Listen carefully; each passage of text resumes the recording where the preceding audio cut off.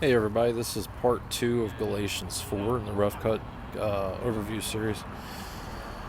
I want to see, we start off, Paul is talking about the time of adoption by the Father.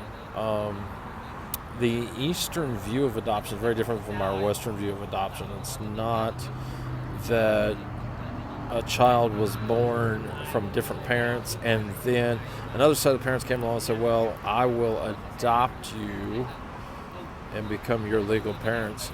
That is not quite the same concept of adoption as we see in the Eastern world or as we see in Scripture. Always helpful to remember that the Bible is an Eastern book, it's not a Western book, so the perspectives, if they're not Eastern in perspective, then there's a possibility we're misinterpreting or misunderstanding what's actually being said. So, what is adoption according to the Eastern concepts?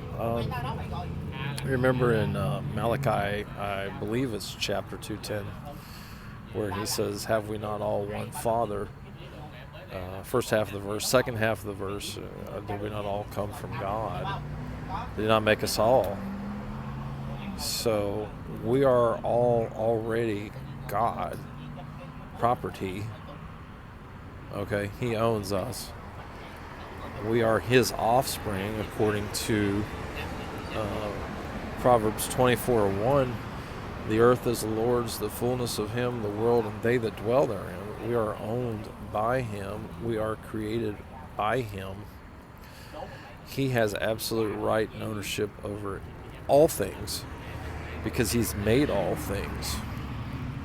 So it's not like something came into existence behind God's back, or that Adam and Lucifer got together and somehow skewed the human race to the point that God is no longer in the picture. Neither of those two options are even feasible possibilities. What is the reality then, though? The reality is we as people got off track through Adam's sin. And if you understand sin as a disease, it can be helpful to see the Father's heart in that. When your son, your daughter has a cold, flu virus, even allergies flaring up, stomach ache, you don't see them as an enemy at that point. You see what's attacking them as an enemy. You respond in a combative manner toward the sickness and disease, not toward the child. So, again, what is this adoption?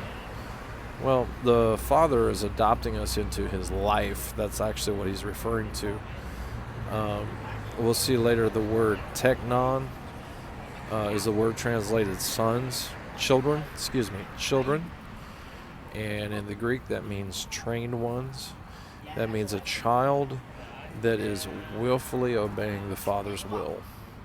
That's teknon. In the first part of the chapter, he says, your proper identity is son and heir. We went through the dispensation of the law, Paul says, as Jews. And when the time fully came, God sent his son, born of a woman, born subject to the regulations of the law. He might redeem us that are under the law, that we might experience the adoption of sons and have that heirship. Your days of trying to earn from God should be over.